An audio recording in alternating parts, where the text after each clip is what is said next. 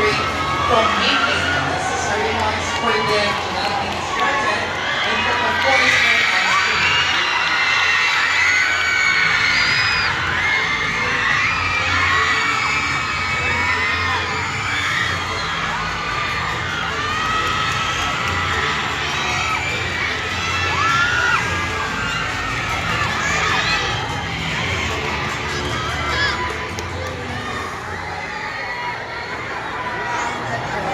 Since then our candidates are all ready for question and answer portion. Once again, wala pong mag-iingay gagawa ng kahit anong uli po ng ingay habang ang mga kandidato ay sumasagot sa tanong. Ang tanong ay babasahin ko sa bilang Ingles at Pilipino at babasahin ko ito ng dalawang beses. Umpisahan natin, candidate number 1.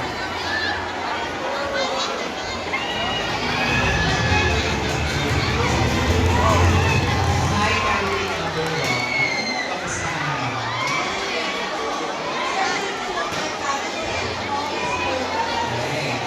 Dahil grateful ka, bumamit ka na ng tanong sa ating mahiwagang pumapala sa mahiwagang.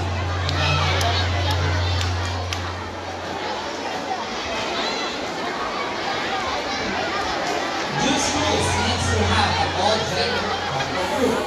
Do schools need to have an all-gender comfort rooms? Or kailangan na nga ba ang mga all-gender comfort rooms sa mga pamahalaan? Kailangan na nga ba ang mga all-gender comfort rooms sa mga pamahalaan? Salamat sa inyong gandang katanungan. Para sa akin lang, hindi po dahil lahat po tayo kailangan natin ng privacy at kailangan po natin ng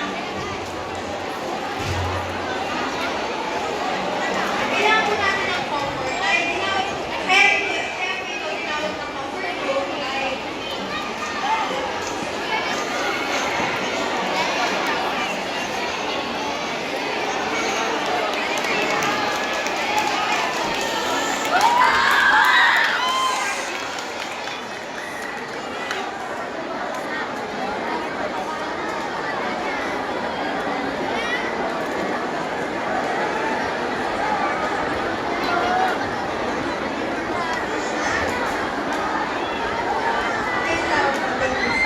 Maraming salamat, candidate number 1. Sunod, candidate number 2.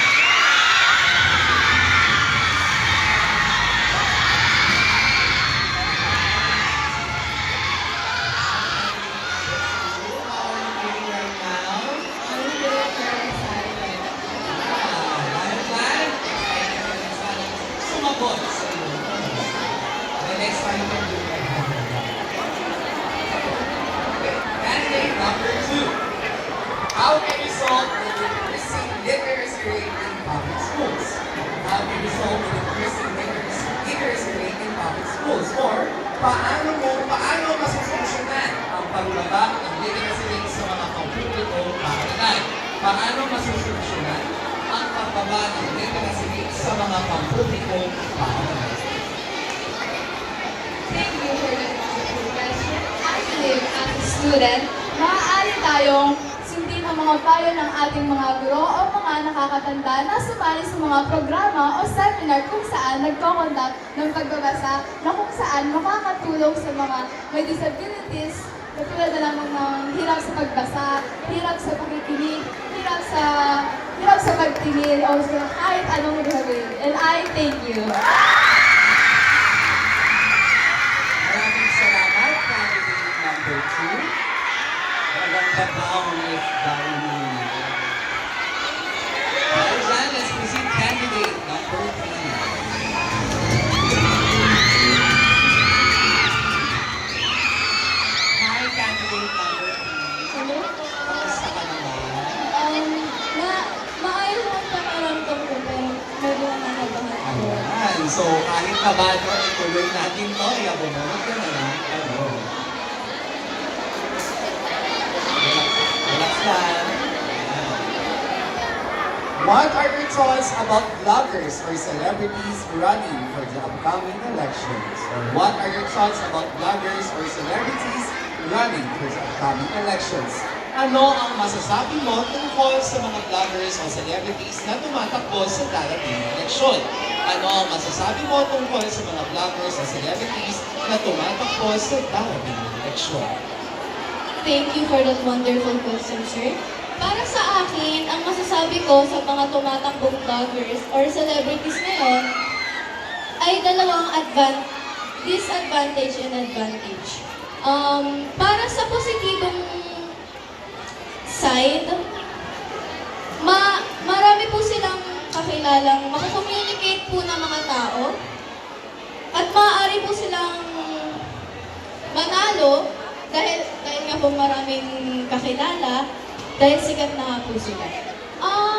Sa negatibong side naman po,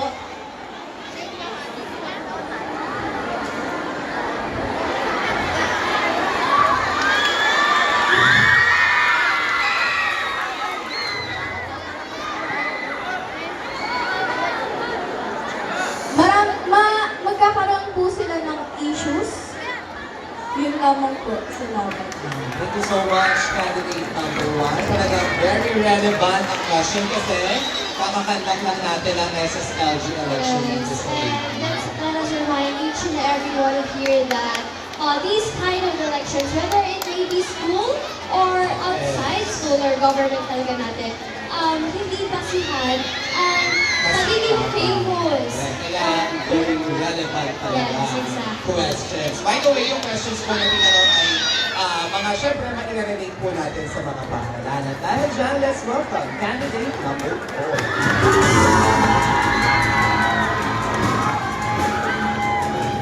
How are you feeling, candidate number 4? I'm kind of getting nervous right now. Well, I think it's kaya ang daan naman. Yeah, that's normal.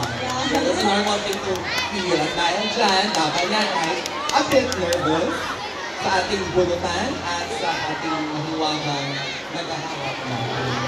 Makakailan yung vlogs niya. Thank you. Yeah. What is the biggest change you have witnessed in our country for the past 10 years?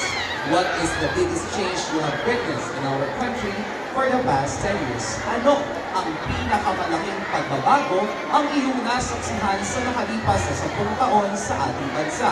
Ano ang pinakamalaking pagbabago ang iyong nasaksihan sa nakalipas na 10 taon sa ating bansa? Bilang isang kabataan, ang aking nakitang pinakamalaking pagbabago na nangyari sa atin sa mga nakalipas na 10 taon ay ang paglaganap at mas lalong pag-usbong at paglago ng teknolohiya.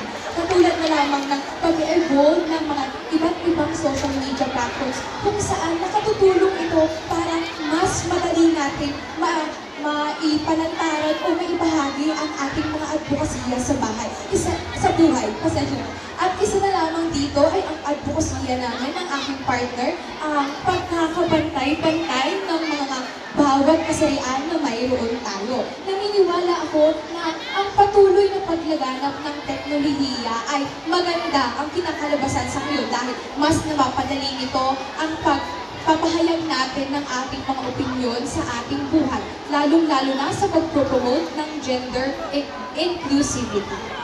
Ang sana, just in time. Thank you so much, candidate number 4.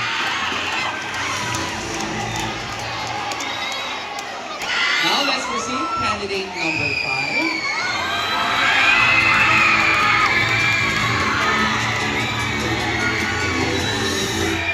How are you feeling, candidate number 5? I'm feeling good po. Thank you po sa pagtanong. Ayan. Thank you din sa pagsagot, di ba? Dahil matangkad siya ako na. Ayan. Grabe, ang tangkad mo. Thank you po. What can you say about schools that order English-only policy? What can you say about schools that order English-only policy? O ano ang masasabi mo sa mga paaralang nagpapatupad ng English-only policy? Ano ang masasabi mo sa mga paaralang nagpapatupad ng English-only policy? Thank you for your wonderful question. I believe that English-only policy that schools has a lot of pros, but there has some challenges because not everybody is English fluent just like me. So, let's accept each other, and as long as we understand the language that we use, which help us to communicate.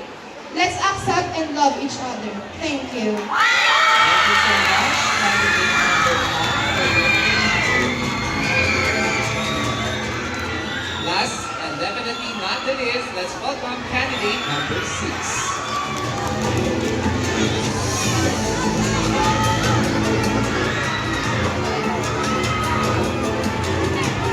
Kamusta ka naman, candidate number 6? Okay lang po. Ayan, sana okay ka na rin at handa ka na rin sumagot na tanong.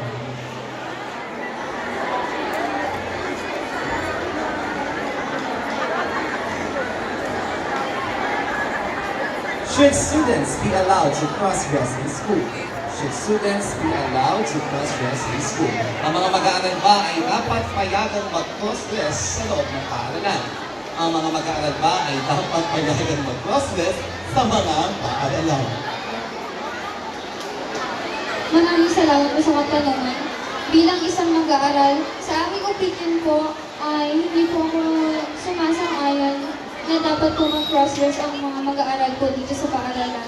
Dahil po meron din tayong lugar kung saan pwede po natin suotin, may kalayaan po tayo kung saan pwede natin suotin kung ano man yung mga gusto natin suotin po. May mga lugar po kung saan mas na-express po natin yung ating sarili. Sa school naman po, ito po yung lugar kung saan dapat po tayo ay nag-focus na mag-aral at matuto pa lalo. Yun lamang po at maraming salamat. Thank you so much, candidate number 6. For that very wonderful question. Now, thank you so much, female candidates.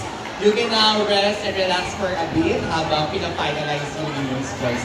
Congratulations! Kahit hindi tapos na yung competition, makakapagpahinga muna kayo sa inyo.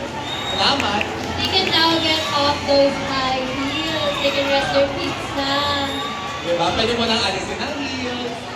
Ayan. At dahil dyan, kung nagpasalamat tayo sa candidates, gusto kong pasalamatan ulit yung mahiwagang tagahawak ng tanong. Ladies and gentlemen, once again, for her final mock